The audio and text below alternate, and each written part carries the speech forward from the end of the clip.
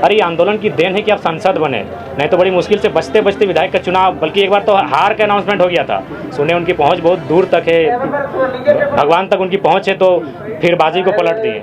वो गिरिडीह से आते हैं, उनका लोकसभा गिरिडीह है, और धनबाद के जो प्रत्याशी बने उसमें अगर हम लोग किस आंदोलन का रोल नहीं है और राम जी की सौगंध खा के कह दें उनका नाम हम किसी मंच में नहीं लेंगे। तो महोदय, पहले आप समझिए कि आप विधानसभा चुनाव हारते हारते बचे थे और लोकसभा चुनाव केवल जयराम महतो और इस आंदोलन के देन से पहुंचे हैं। आप राम जी की सौगंध खा के बोल दीजिए हम अगली बार से इस बात कोई नहीं रखेंगे। अरे जनता के पैसा से चुनाव लड़ेंगे और जनता के लिए लड़ेंगे। क्राउड फंडिंग उससे बेहतर है, अगर किसी माफिया के पैसे से चुनाव लड़ने से, किसी कॉर्पोरेट के पैसे से चुनाव लड़ने से लाख गुना बेहतर है क्राउड फंडिंग। तो हम लोग व्यवस्था को बदलने जा रहे हैं।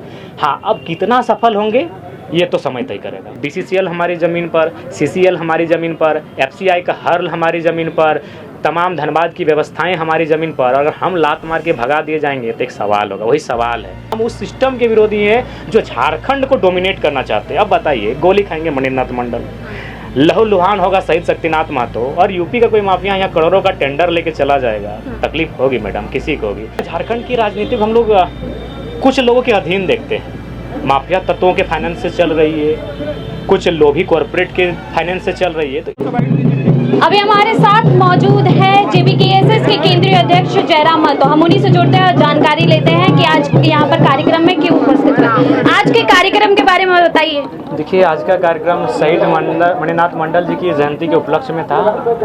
उन्हें याद किया गया, उन्हें स्मरण किया गया और साथ ही एक संकल्प लेने का काम किया गया कि उनके विचारों को आत्मसात करने की आवश्यकता है। जिन उद्देश्यों की पूर्ति के लिए उन्होंने अपने प्राणों की आहुति दी है, उन उद्देश्यों की पूर्ति के लिए हमें संघर्ष करने की आवश्यकता है और उसी संकल्प के साथ हम लोग यहाँ से जा रहे हैं। आशा करते हैं मणिनाथ मंडल, उनका शरीर हमारे बीच नहीं है, उनके विचार आज भी इस वातावरण में गूंज रहे हैं। जैसे कि आपने बताया कि पार्टी द्वारा उनकी जो शहादत को उस प्रकार से नहीं दिया गया जो वो सम्मान डिजर्व करते हैं। मैडम, बिल्कुल नहीं मिला। वो जिला अध्यक्ष थे उस समय। आज आप कल्पना जी को सीधे CM फेस प्रोजेक्ट कर देते हैं, लेकिन जो आपके पार्टी का जिला अध्यक्ष है, जिला अध्यक्ष रहते गोलियों की बौछार से मृत्यु को प्राप्त होते हैं, तो उसको आप शहीद का दर्जा नहीं दे पाते हैं, उसके परिवार से मिल तक नहीं पाते हैं, तो हमें लगता है ये दुर्भाग्य है। ऐसी राजनीति से बचना चाहिए मुख्यमंत्री को, उन्हें आके देखना चाहिए। अभी सुनील महतो की भी बेटी, उनका भी देहांत हो गया। बताइए, सांसद, आर्थिक अभाव के कारण एक पूर्व सांसद की बेटी का देहांत होता है। क्या स्थिति है उस परिवार की? केवल एक परिवार के लिए झारखंड नहीं बना था, 2-3 परिवारों के लिए झारखंड नहीं बना था। आज बाकी लोग कहाँ हैं जिन्होंने शहादतें दी, जिन्होंने अपने बदन पे लाठियाँ झेली, जिन्होंने काल कोठरी में अपने जीवन के बहुत सारे वर्ष बिताए? आज उनका परिवार कहाँ है? उनके साथ साथ जिनके लिए उन्होंने लाठियाँ झेली, उन्होंने केवल अपने परिवार की लाठी नहीं झेली थी, उन्होंने समस्त झारखंड के लिए झेला था।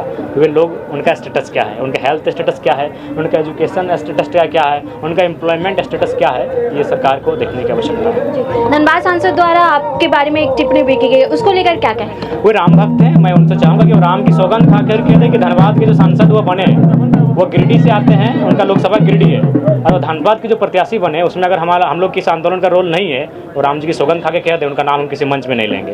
अरे ये आंदोलन की देन है कि आप सांसद बने, नहीं तो बड़ी मुश्किल से बचते बचते विधायक का चुनाव, बल्कि एक बार तो हार का अनाउंसमेंट हो गया था।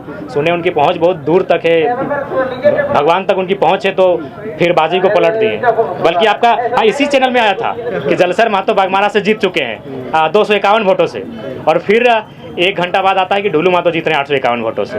तो महोदय, पहले आप समझिए कि आप विधानसभा चुनाव हारते हारते बचे थे और लोकसभा चुनाव केवल जयराम महतो और इस आंदोलन के देन से पहुंचे हैं। आप राम जी की सौगंध खा के बोल दीजिए हम अगली बार से इस बात कोई नहीं रखेंगे। वर्तमान परिवेश में झारखंड की राजनीति को आप कैसे देखते हैं? झारखंड की राजनीति को हम लोग कुछ लोगों के अधीन देखते हैं। माफिया तत्वों के फाइनेंस से चल रही है, कुछ लोभी कॉर्पोरेट के फाइनेंस से चल रही है, तो इससे हमें दूर हटना होगा। इसीलिए हमने क्राउड फंडिंग लेकर आए। उस पर भी लोग आलोचना करते हैं कि जनता का पैसा है। अरे जनता का पैसा से चुनाव लड़ेंगे और जनता के लिए लड़ेंगे।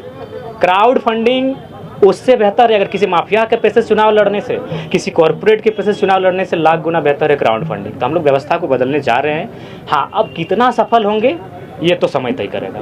आप पे आरोप लगाया जा रहा है कि आप बाहरी भीतरी के राजनीतिक। मैडम, हमने स्पष्ट कह दिया, हमारे लोग भी महाराष्ट्र में रहते हैं, हमारे लोग भी तमिलनाडु में रहते हैं, सभी का यहाँ स्वागत है, सभी का यहाँ आदर है।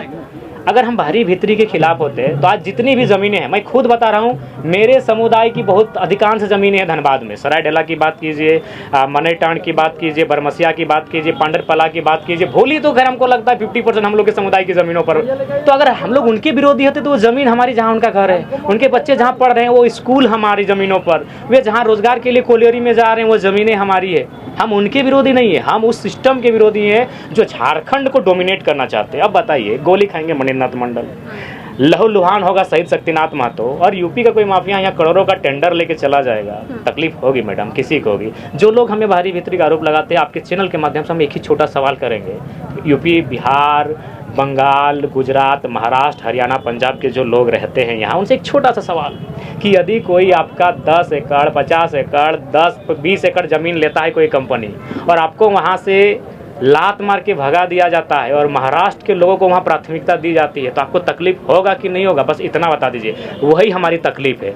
BCCL हमारी ज़मीन पर, CCL हमारी ज़मीन पर, FCI का हर्ल हमारी ज़मीन पर, तमाम धनबाद की व्यवस्थाएं हमारी ज़मीन पर, अगर हम लात मार के भगा दिए जाएंगे तो एक सवाल होगा। वही सवाल है, ये लड़ाई नहीं है किसी से। हम 75% पे अपना दावा कर रहे हैं और बाकी जो 25 ओपन रहेगा, उसमें जिनको आना है खुले मन से, खुले दिल से स्वागत है। धन्यवाद।